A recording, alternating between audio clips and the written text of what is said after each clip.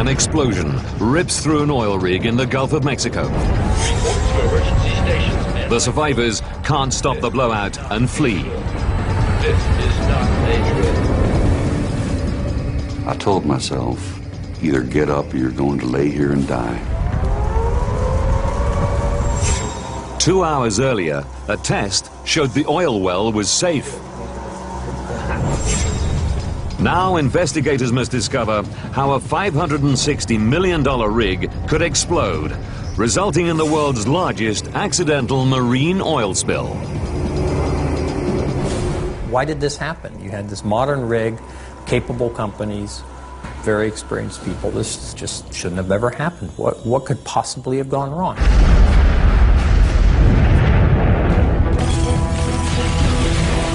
Disasters don't just happen. They're triggered by a chain of critical events. Unravel the clues and count down those final seconds from disaster.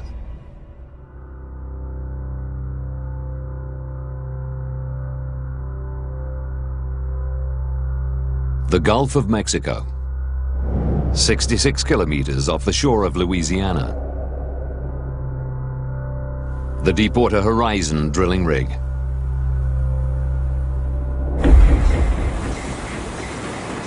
April the 20th, 2010. 5 p.m. Senior tool pusher Randy Ezell is head of the drilling department on the rig with an exemplary safety record. We had a VIP group come out from BP and Transocean, the rig owners. We were going to have a general tour of the rig. And one of the last areas we went to was the rig floor, where they were already conducting the negative test. The negative test happened right when we go in. Oh, very good. 5:53 p.m. The drill shack. 43 days behind schedule, the specialist drilling rig prepares to unlatch from the well it has completed. The crew's work is nearly over. As tool pusher, it's Wyman Wheeler's job to manage the drill crew. He needs to ensure the well can't leak. If it did, it would send oil and gas rocketing towards the rig. He's running a pressure test, which isn't going to plan. The monitors show unusual PSI, or pressure readings, in the well. The PSI is just going up and up. As the 6 p.m. shift change approaches, the night crew enters the crowded drill shack. Subsea supervisor Chris Pleasant is responsible for the rig's underwater systems. If there's a problem with the well, he needs to know. Wyman was convinced that something wasn't right. 1200 PSI. I can't explain 1200 PSI. Wyman Wheeler thinks the well is leaking. I'm sure we got a problem. I'm convinced we got a problem. But his shift is ending. Jason Anderson manages the night shift. There is something wrong with this well. She's sending us a signal.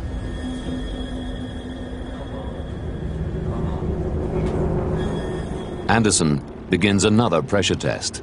We need to run a new negative test. We need to check pressure. It is too high.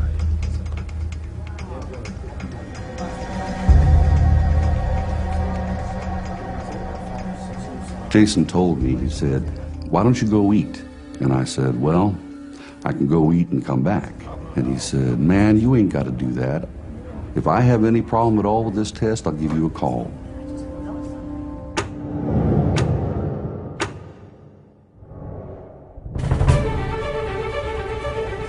Gentlemen, welcome. You know why we're here.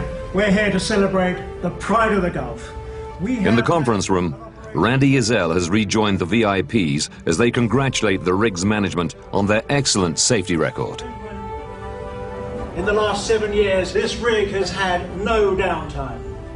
Gentlemen, a round of applause for yourselves for all your efforts. Well done. They haven't lost any time through personal injuries in 7 years. In the drill shack, Anderson's pressure test is underway. Again, they've reduced pressure in the well, and now watch and wait. But the one man has seen all this through. Our man of the moment, Randy Izell. Randy, please come up. And job well done, Randy. We're very proud of you. Anderson's pressure test is complete. He's confident the well is not leaking. This is his last shift on the rig. He's been promoted and is due to fly off the next morning.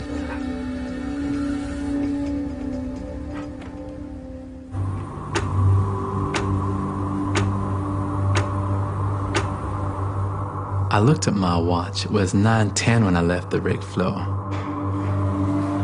I said, Jason, I need to go work on the crane before we unlatch. And he said, you got your tensions where they need to be? I said, everything's perfect.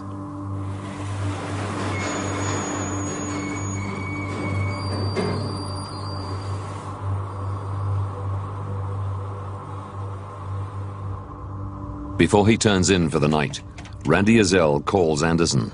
Well, how did your negative test go? He said it went good. He said, we bled it off, we watched it for 30 minutes, and we had no flow. I said, okay. I said, do you need any help from me? And he told me, no, man, just like he had told me before. I've got this. Go to bed, I've got it. He was that confident that everything was fine. Okay.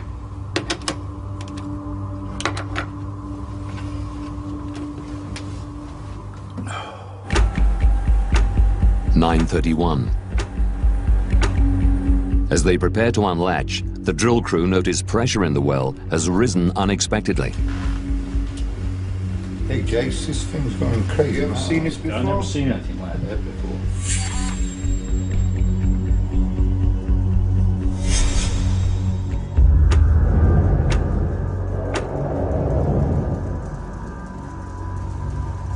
Below deck, Chris Pleasant's assistant flicks through the rig's CCTV. He said, Chris, what's that water? I said, it's probably coming from the hole there, probably. A minute later, Boogie said, I see mud. I pick up the phone in my office and I called the rig floor. No answer. I called all 3 lines. I got no answer.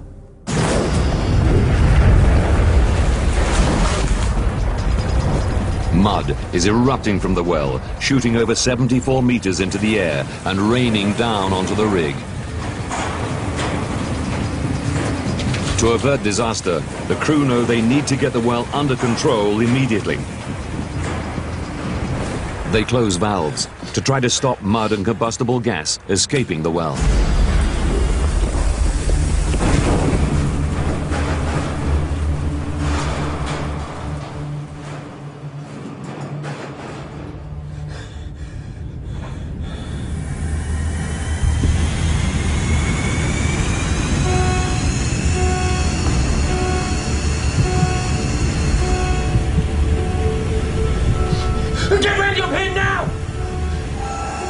The crew have lost control.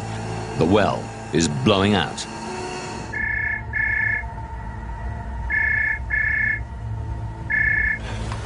Hello? Steve opened up by saying, we have a situation. The well is blown out.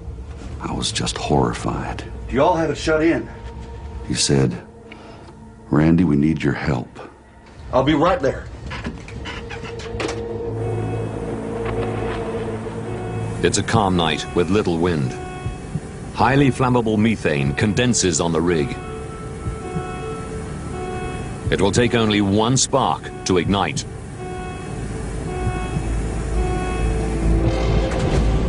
As gas reaches the engine room, the diesel engines over-rev and fail.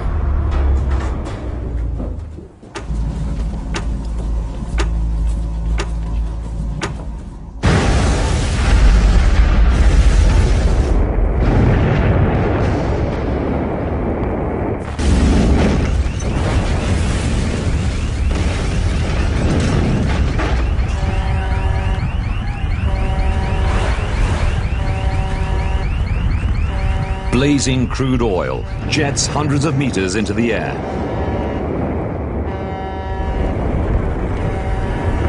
The 126 people are on board. They scramble to the lifeboats.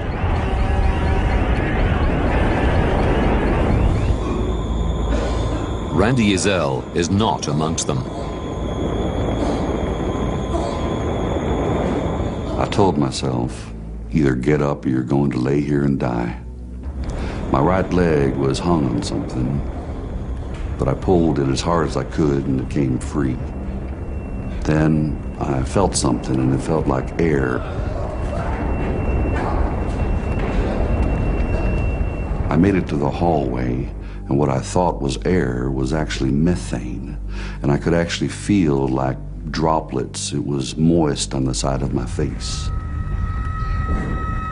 Ezel finds Wyman Wheeler. He's seriously injured. Well, he made a couple of steps with his arm around my shoulder, and he was in pain, and he said, set me down, you all go on, save yourself. And I said, no, we're not going to leave you in here.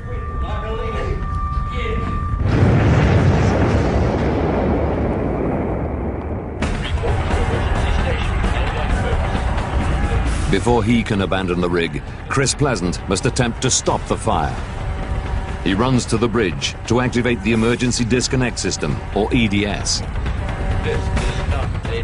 This will shut the well at the sea floor and prevent oil and gas escaping. It'll separate the rig from the well. It's the only way to stop the fire. The only way to save the rig. Mayday, Mayday. This is the Deepwater Horizon. We have an uncontrollable fire. I said I'm EDSing, and the captain came and told me, he said, calm down. We are not EDSing. I said, I gotta get off this well. So I hit the EDS.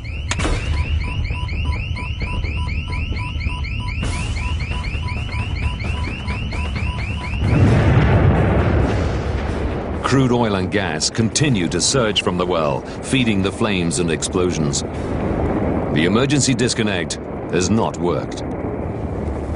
The captain came back over to me. He said, we can EDS. I said, I already did.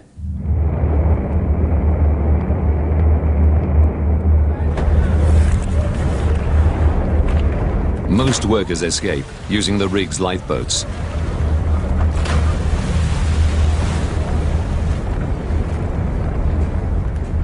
When we got outside of the living quarters, the first thing I observed is that both lifeboats had already been deployed and they'd left. Ezel takes Wyman Wheeler to a backup life raft. They're amongst the last to leave.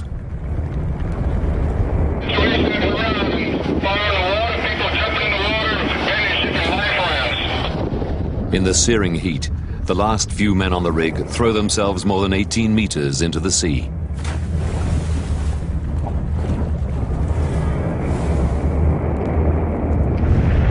All 115 people who make it off the rig survive. They gather on the rig's nearby supply ship. Jason Anderson and the drill crew are never found. It's presumed they were killed instantly when the explosion ripped through the drill deck.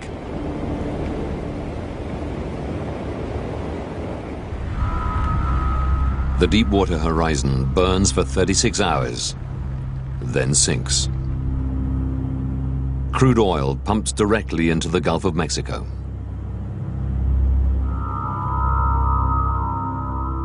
The world needs to know how a rig with an outstanding safety record could be struck by such a catastrophic disaster during a routine operation. As oil starts washing up on the US coast, President Obama assembles a team of investigators to find the answers. The catastrophe unfolding in the Gulf right now may prove to be a result of human error, or of corporations taking dangerous shortcuts to compromise safety. Geophysicist Richard Sears is appointed the scientific advisor to President Obama's National Commission. He's worked in the oil industry his whole career and was a vice president at Shell. You had this modern rig, capable companies, presumably very experienced people. This just shouldn't have ever happened. What could possibly have gone wrong?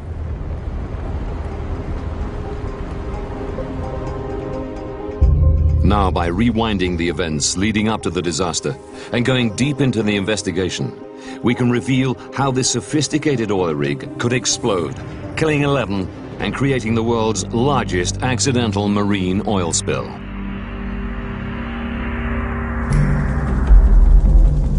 The Deepwater Horizon is the ultimate oil drilling rig. It holds the record for drilling the world's deepest well, over 10.5 kilometers. It's run by Transocean. Their crew have just finished drilling and constructing the Macondo well for BP.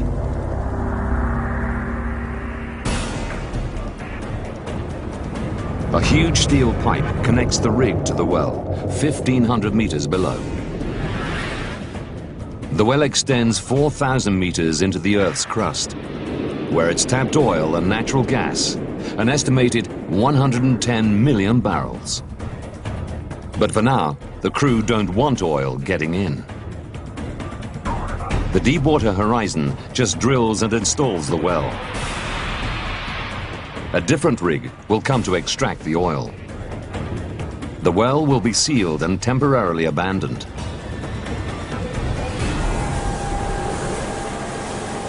Investigators start looking at the temporary abandonment process taking place on the rig the day of the blowout. A routine operation the crew had performed many times before. The temporary abandonment is where you basically button the well up, put cement plugs in place, make sure it won't leak, and it's in a stable and sealed state. And at some later stage, could be days, could be weeks, sometimes it's even months later, a completion rig will come on and hook it up to whatever production facility is going to be involved. Surviving workers testify that Transocean's crew had set a cement plug in the bottom of the well and were running negative pressure tests to ensure oil and gas could not get in. The crew reduced pressure in the well, so there's less pressure inside than there is outside. If there's a leak, the hydrocarbons, oil and gas, will get in, and the crew will see the well's pressure rise. The point is to make sure that the cement plug at the bottom of the hole is keeping the hydrocarbons back in the formation, not letting them enter the wellbore. You want to be sure that oil and gas is not going to come up to the surface until you want it to. Wyman Wheeler and the drill crew monitor pressure inside the well. This pressure data is also transmitted live to BP's offices in Houston. Richard Sears can now see exactly what the crew saw in the hours and minutes before the blowout. The data clearly shows that pressure repeatedly rose to around 1,400 pounds per square inch. If the well was sealed, the pressure should have remained static. For Sears, there is only one explanation. It means that there is a path whereby oil and gas could at that point get into the well. So there isn't a perfect seal at the bottom of the hole. Surviving workers tell investigators that Jason Anderson interpreted the 1,400 psi differently. He believed the rising pressure in the well was a false reading due to the bladder effect. He thought the weight of fluid in the pipe that runs to the sea floor was acting like a full bladder and transmitting pressure through a closed valve, making the well's pressure rise. BP's well site leader accepted Jason Anderson's bladder effect explanation. Ultimately responsible for deciding whether the well had passed or failed the test, he agreed the 1,400 psi was a false reading. But Richard Sears thinks they were wrong. In our investigative work, we did not see and we did not talk to anybody that believed that 1400 psi could be due to something called the bladder effect. There are things on rigs known as bladder effect, but they tend to be smaller, and our feeling was that that's not a viable explanation. Clearly, they were in error. Why exactly they made that error, I just don't know. The error cost Jason Anderson and 10 of his colleagues their lives.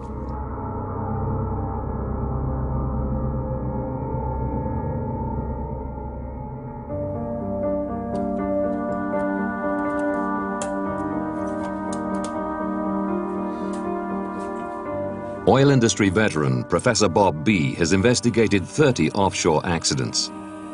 He's an expert in the human dynamics of disasters and has studied the Deepwater horizon closely.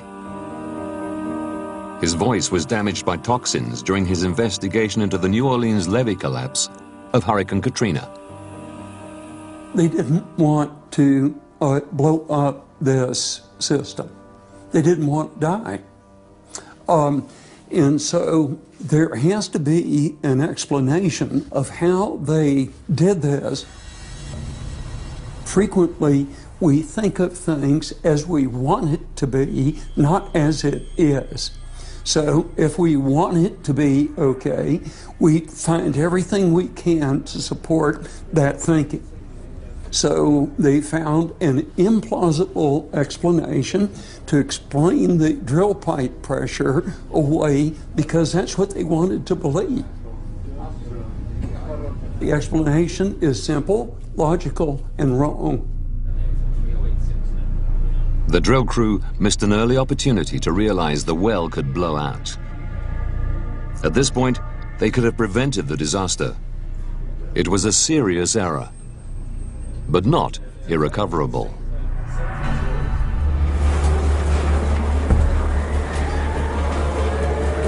Investigators know the drill crew opted to run another negative pressure test, giving themselves a second opportunity to spot the problem. This time, they judged the well's pressure through the kill line, a small pipe which connects the rig to the well below. They opened the line and monitored it for 30 minutes. There was no flow, suggesting pressure in the well was not rising. Jason Anderson was confident oil and gas were not leaking in. BP's well site leader agreed. 3 hours after the first test began, the well was given the okay.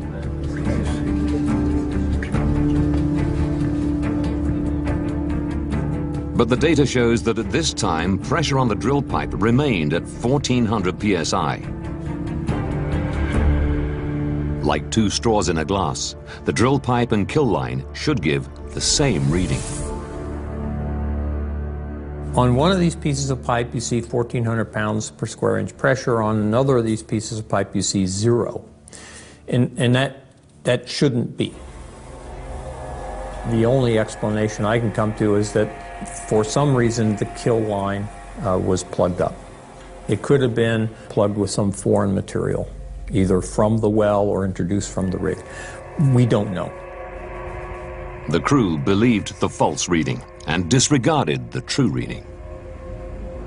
They didn't investigate the pressure discrepancy and missed their second chance to see the well was leaking, their second chance to prevent the blowout.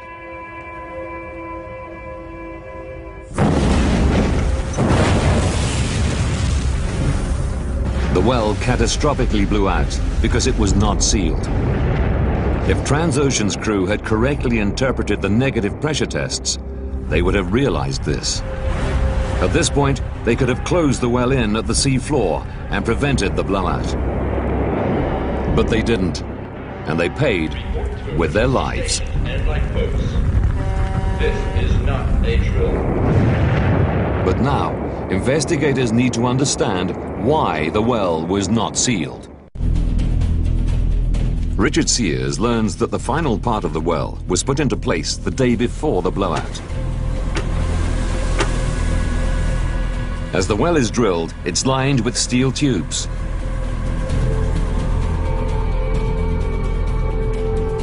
Once the last piece is in place, cement is pumped to the bottom of it. It pushes through holes and fills the annulus, the space in the well bore. Once set, the cement seals the well and prevents oil and gas getting in. The key is getting the cement into that annulus uniformly. That annulus is at the end of a piece of pipe that is basically 3.5 miles long, from the rig to the bottom of the hole. And you're going to have to pump the cement down through that pipe and out. It is, by its very nature, a bit uncertain. On one of the most critical and difficult jobs in drilling a well, the crew effectively work blind. It's crucial they ensure the final steel tube, the casing, sits centrally. If it's off-center, cement can't flow evenly around it.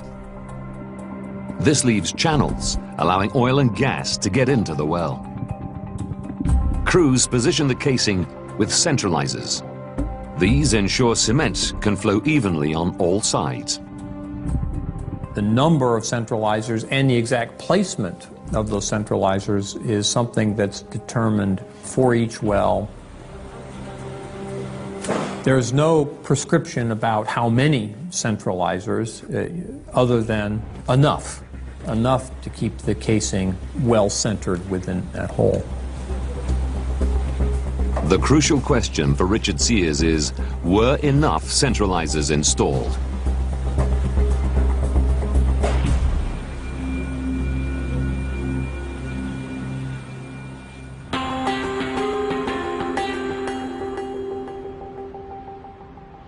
Critical decisions about the well were often made 700 kilometers away from the rig, in Houston, where BP's engineering team were based. Cementing specialists Halliburton worked alongside them. Halliburton's engineer, Jesse Gagliano, was based inside BP's offices.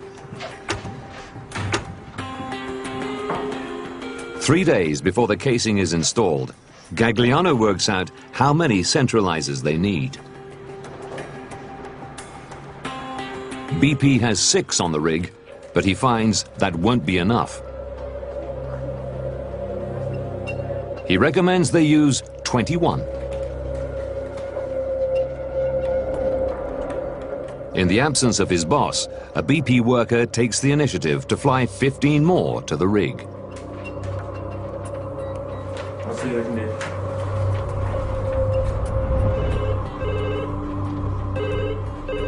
The following day, the boss, BP's team leader John Guide, reverses the decision.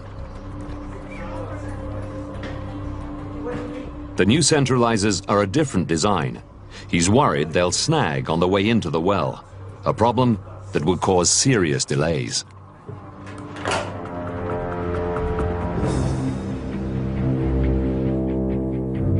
Richard Sears follows the trail of emails between members of BP's engineering team. The bottom line was there was this email traffic between onshore and offshore where certain numbers of centralizers, up to 21, were being recommended, and in the end, 6 were run. BP engineers debate how they should space the 6 centralizers. One says, a straight piece of pipe, even in tension, will not seek the perfect center of the hole unless it has something to centralize it. But who cares? It's done. End of story. We'll probably be fine, and we'll get a good cement job. He says John Guide's decision was right. He'd rather risk having to repair a poor cement job than risk the centralizers snagging on their way into the well. No one mentions the increased risk of a blowout.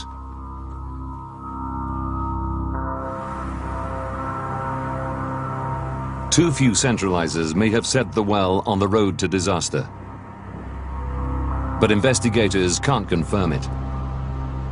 If the casing is off-center, the evidence is 5,500 meters below the sea, inaccessible forever.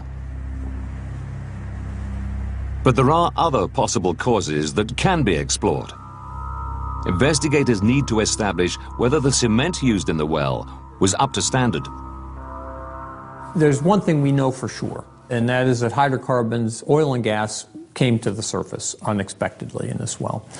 That suggests very strongly that the cement at the bottom of the hole didn't do its job. It did not keep the oil and gas in the formation as it was supposed to. A unique cement formula is drawn up for each well. It's a complex mix of powdered cement, chemical additives, and water. The key to getting the cement right is that the cement itself is competent, that it sets up properly and has the right strength and characteristics that's required to hold the pressure that's exerted on it. Investigators study the cement formula that Halliburton designed for the well. How about easy flow? Easy flow. Let's have a look at that. The well bore was fragile and needed a light cement. Halliburton and BP agreed to nitrify it, inject it with tiny nitrogen bubbles, creating a cement foam. A controversial decision that rig owners Transocean objected to. They didn't trust nitrified cement to remain stable this deep in a well. BP overruled their objection. It's a more complex cementing operation. If you don't maintain a stable foam, the bubbles coalesce, then they could effectively create large voids in the cement behind the casing, or they could actually coalesce into channels. Either would cause disaster. Oil and gas would force its way into the well and shoot to the surface uncontrollably.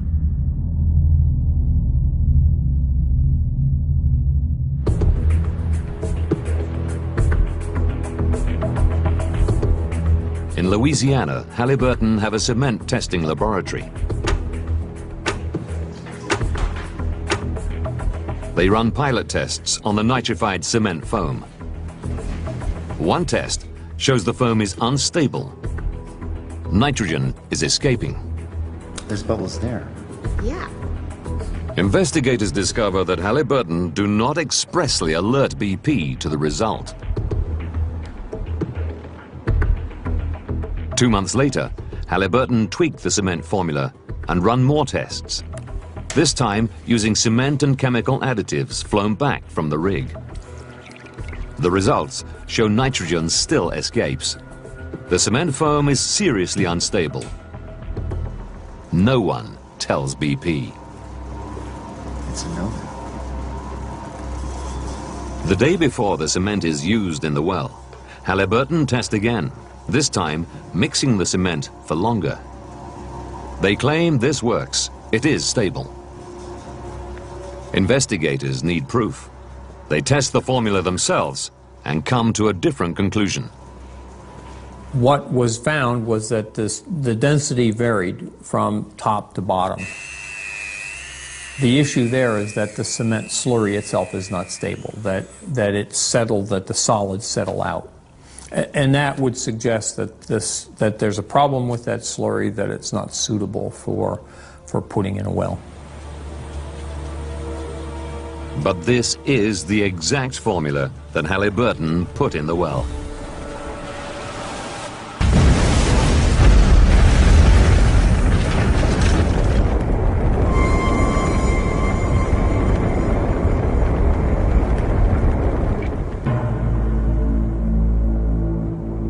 "36 hours after the blowout began, the rig sank.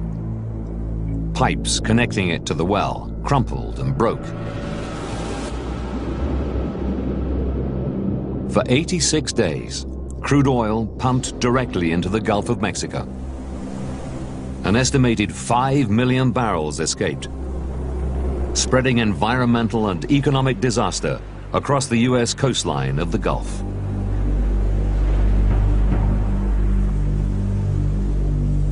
Only once the relief wells were dug, permanently plugging the Macondo well and stopping the flow, could investigators begin to solve the final mystery: why the emergency disconnect didn't work. Under the rig is the ultimate piece of safety equipment. The blowout preventer, or BOP, is like a giant tap over 16 meters high. Under normal conditions, while they construct the well, the crew use valves to control the flow of fluids into and out of the well.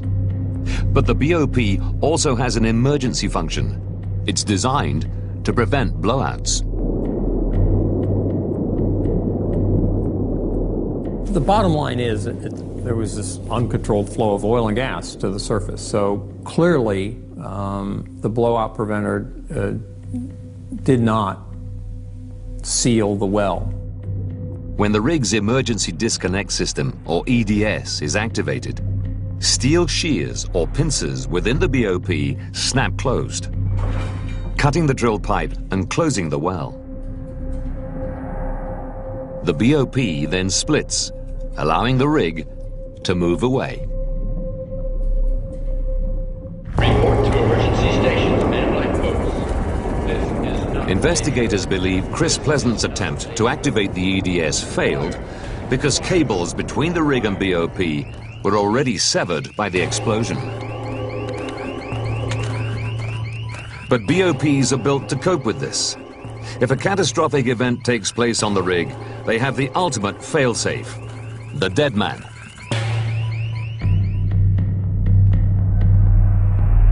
When communication between the rig and BOP is lost, the battery-powered dead man function should automatically close the pincers.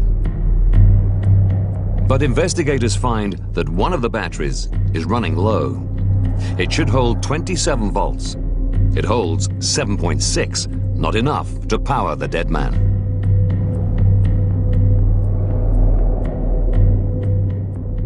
Transocean claimed the battery was charged at the time of the blowout and discharged subsequently. There may be no way of knowing.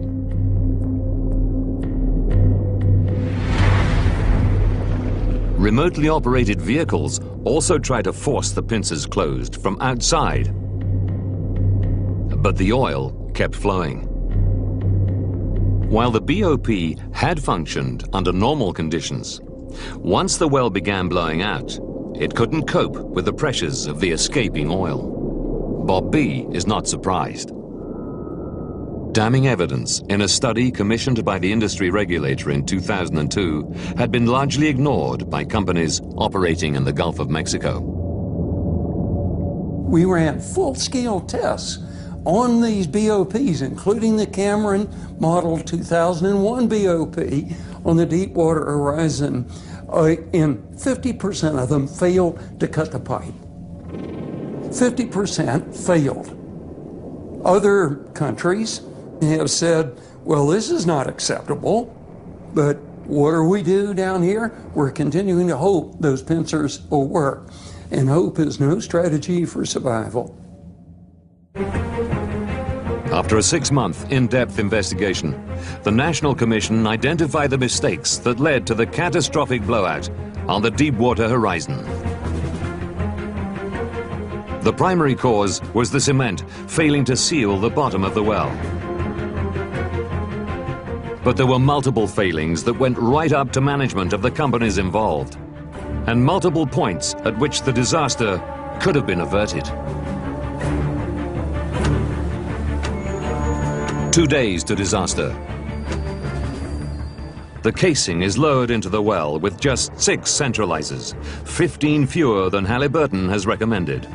A decision made by BP in Houston, which has increased the risk of cement channeling.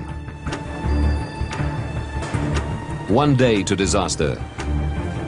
Halliburton's unstable nitrified cement is pumped into the well to secure the casing.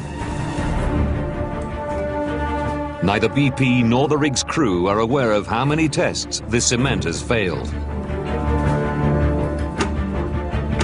3 hours, 49 minutes to disaster.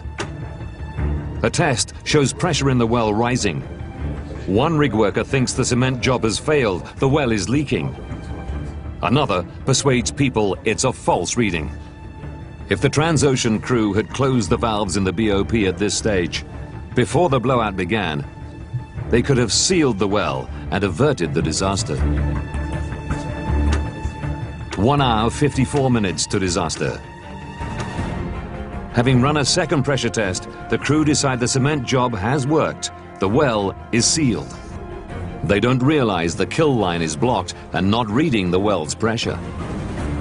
They don't investigate the discrepancy between the two different readings and don't close the well, missing another chance to prevent the blowout. 9 minutes to disaster. The well begins blowing out. Natural gas and oil have forced their way past unstable cement. The crew now attempt to close the well, but oil, under immense pressure, is shooting through the BOP. Get ready up here now! It won't close. Highly flammable methane surges from the well and envelops the rig. When it reaches the engine room, it finds a spark.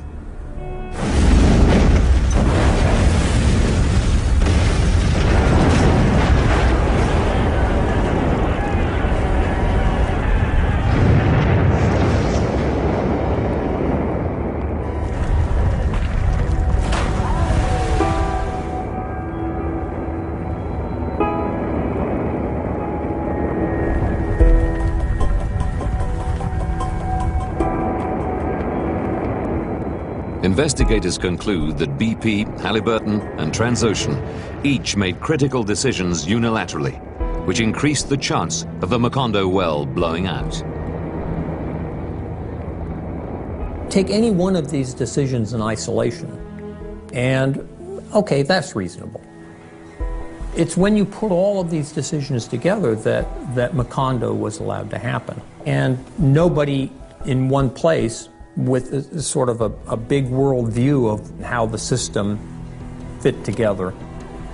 You know, the people that died that night in particular weren't fully aware of the complexity of the system. Investigators cited ineffective communication between the three major companies as a contributing factor.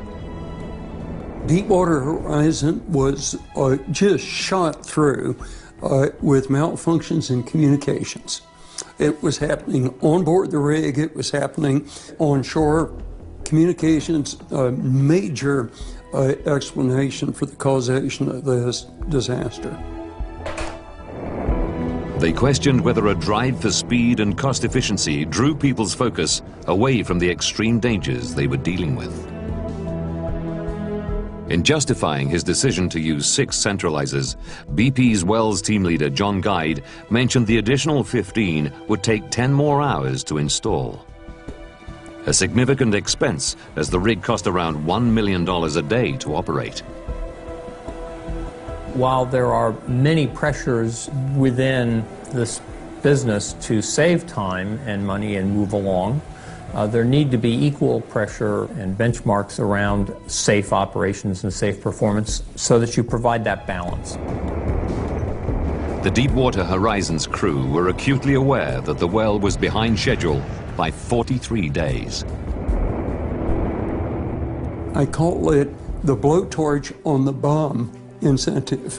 You can feel the heat and you're going to want to move fast.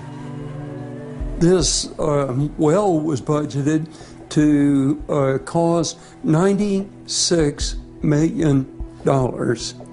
Well, today it has cost approximately $150 million. That's a lot of money. Transocean say BP are largely to blame for the disaster. Halliburton claim BP did not give them essential data regarding the well. BP have acknowledged some failings, but say Transocean and Halliburton are also partly to blame. I don't want to say it could happen again. Of course it could happen again because the risk never goes away. This is, you don't manage these risks to zero. They're always there. But the industry needs to do everything it can to ensure that it doesn't happen again.